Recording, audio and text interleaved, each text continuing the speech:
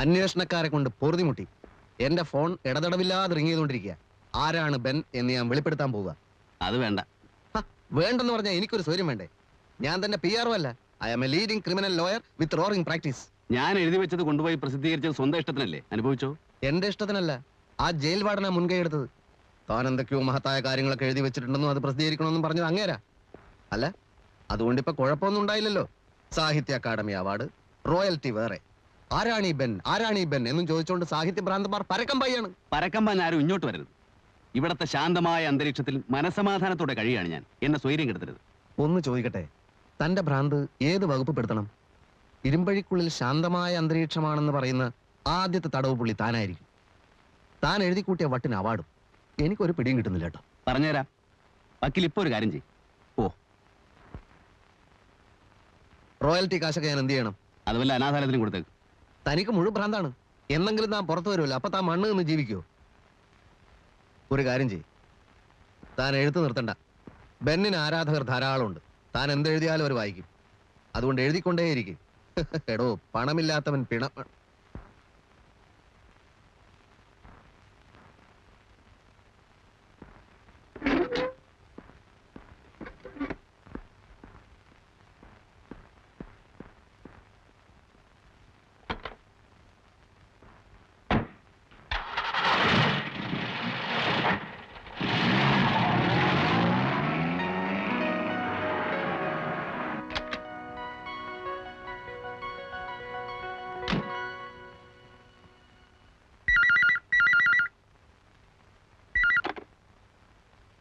Advocate PS Nenmara here.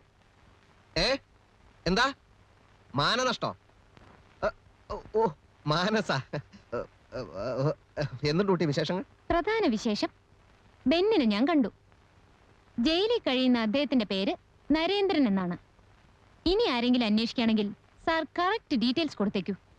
പിന്നെ നരിച്ചീറുകൾ എന്ന നോവലുണ്ടല്ലോ, അത് സാർ സ്വന്തം പേര് തന്നെ പ്രസിദ്ധീകരിച്ചാൽ മതി.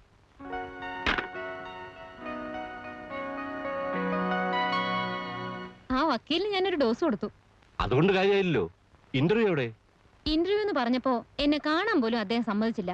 പിന്നെ നോവൽ വായിച്ചിട്ടുള്ള ഒരു ആരാധികയാണ്, വ്യക്തിപരമായ കാര്യങ്ങളൊന്നും ചോദിക്കില്ല എന്ന് ഉറപ്പ് വരുത്തിയിട്ടാ മുമ്പിൽ വന്നത്. എന്നാൽ ആ വിവരങ്ങൾ മാത്രം ചേർത്ത് നമുക്കൊരു ബോക്സ് ന്യൂസ് ആക്കാം. അത് വേണ്ട സർ. പറയാൻ മടിയുള്ള ഒരുപാട് കാര്യങ്ങളുണ്ട് അദ്ദേഹത്തിന്റെ മനസ്സിൽ. ആ നോവലിലെ സന്ദർഭങ്ങൾ അധികവും സ്വന്തം ജീവിതത്തിൽ നിന്ന് എടുത്തവയാണ്. അങ്ങനെയാണെങ്കിൽ എന്തുമാത്രം അനുഭവങ്ങൾ കാണും. കുറച്ചു സമയം കൂടുതൽ ഇടപഴകാൻ സാധിച്ചാൽ അദ്ദേഹം അറിയാതെ തന്നെ പലതും നമുക്ക് ചോർത്തിയെടുക്കാൻ പറ്റും. ഇന്റർവ്യൂവിന് പോലും സമ്മതിക്കാത്ത ആളുമായി കൂടുതൽ ഇടപഴകുന്ന എങ്ങനെ? അതാ ഞാൻ പറഞ്ഞു വരുന്നത്. അയാൾക്ക് പരോൾ കിട്ടില്ലേ? കൊലപാതക കുറ്റത്തിന് ശിക്ഷിക്കപ്പെട്ട ഒരു വ്യക്തിയാണ് ബെൻ നരേന്ദ്രൻ എന്നത് തന്നെ നമുക്ക് നല്ലൊരു ന്യൂസാണ്.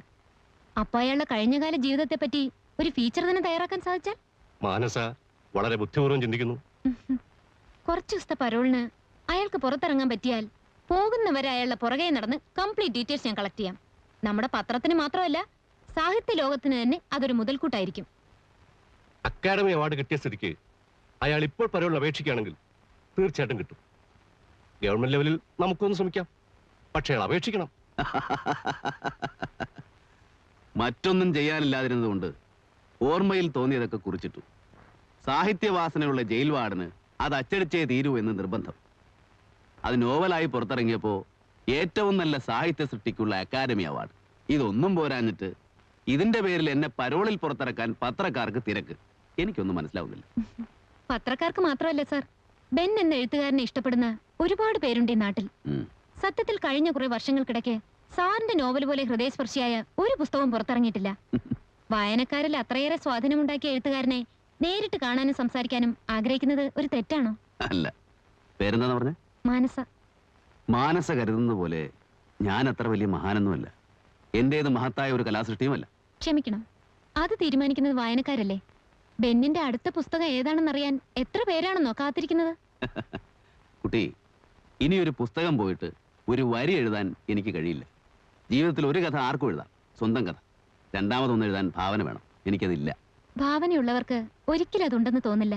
എന്ത് പറഞ്ഞാലും ഒരു മറുപടി ഉണ്ട് മാനസയ്ക്ക്. പക്ഷേ എനിക്കൊരു മറുപടി സാറ് തന്നില്ല. സർക്കാർ ലെവലിലൊക്കെ ഞാൻ അന്വേഷിച്ചു.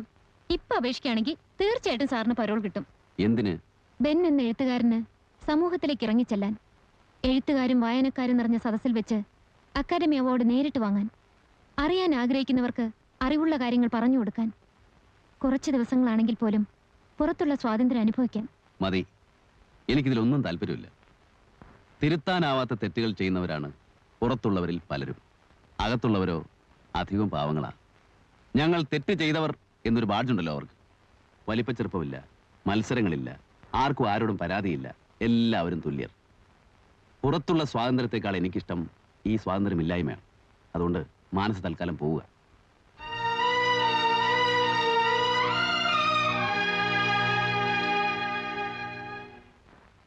കുഞ്ഞുകണ്ണ വാതിലടച്ചേക്ക്.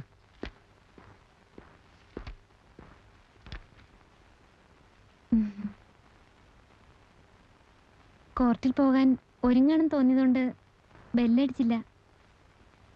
കുട്ടിയുടെ ആരാധനാപാത്രം ജയിലിലാണെന്ന് അറിഞ്ഞ സ്ഥിതിക്ക് ഇവിടെ ആ വലിയ മനുഷ്യൻ വേറൊരാളിന്റെ ആരാധകനാണെന്ന് എനിക്ക് മനസ്സിലായി. എനിക്ക് മനസ്സിലായില്ല.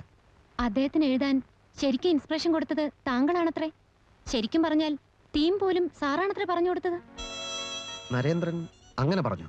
സത്യമായിട്ടും പറഞ്ഞു. അതൊന്നും ആരും അറിയരുതെന്ന് ഞാൻ അയാളോട് പറഞ്ഞിരുന്നു.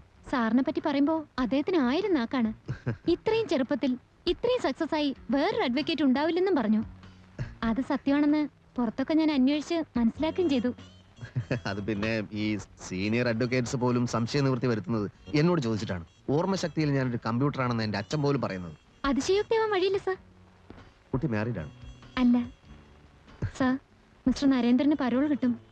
പക്ഷെ താങ്കളല്ലാതെ മറ്റാര് നിർബന്ധിച്ചാലും അദ്ദേഹം പരോളിലിറങ്ങാൻ കൂട്ടാക്കുമെന്ന് തോന്നുന്നില്ല. ഇല്ല. സാർ ഒന്ന് നിർബന്ധിക്കണം. അദ്ദേഹത്തെ പറ്റി കൂടുതൽ അറിയാൻ വായനക്കാരും സാഹിത്യരംഗത്തുള്ളവരും ആകാംക്ഷയോടെ കാത്തിരിക്കുകയാണ്. ഞാനടക്കമുള്ള സകലരും സാറിനോട് എന്നെന്നും കടപ്പെട്ടിരിക്കും. കടപ്പാടുകൾ പലപ്പോഴും ഒരു ഭാരമാണ് കുട്ടി. അയാൾക്ക് ഇറങ്ങാൻ താല്പര്യം ഉണ്ടായിരിക്കില്ല.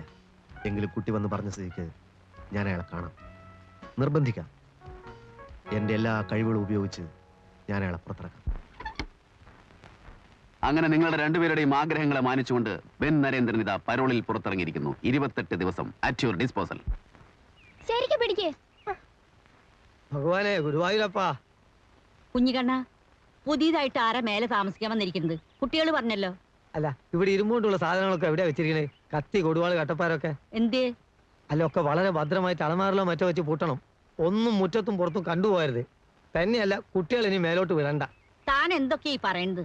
ഞാൻ പറയുന്ന അനുസരിക്കാനല്ലേ, സൂക്ഷിച്ചാ ദുഃഖിക്കണ്ട. തെളിയിച്ചു പറയടോ. തെളിച്ചു വരാൻ വിരോധം ഉണ്ടായിട്ടല്ല, ഞെട്ടരുത്. ഞാൻ എന്തിനാ ഞെട്ടണത്? താൻ പറയടോ. വക്കീലിന്റെ കൂടെ താമസിക്കാൻ വന്നോനെ ചില്ലറക്കാരനല്ല, ജയിലിൽ നിന്ന് ലീവ് എടുത്ത് വന്നോനാ. കൊലപ്പുള്ളി. എന്റെ അമ്മേ. എന്താ മുത്തശ്ശി, കൊലപ്പുള്ളി എന്ന് പറഞ്ഞാൽ കയ്യിൽ തോക്കുണ്ടാവോ? കൈ തോക്കും കാണും, കടാരും കാണും, പക്ഷെ ഒന്നും പുറത്തെടുക്കൂല്ലോ. ഇപ്പൊ ഇറങ്ങണം ഇവിടെ. എല്ലാവരും ഇപ്പൊ ഇറങ്ങണെന്ന്. ഞാൻ എന്തായാലും ഇറങ്ങാൻ തീരുമാനിച്ചിരിക്കാം. വിളിക്കണോ തന്റെ വക്കീലിനെ?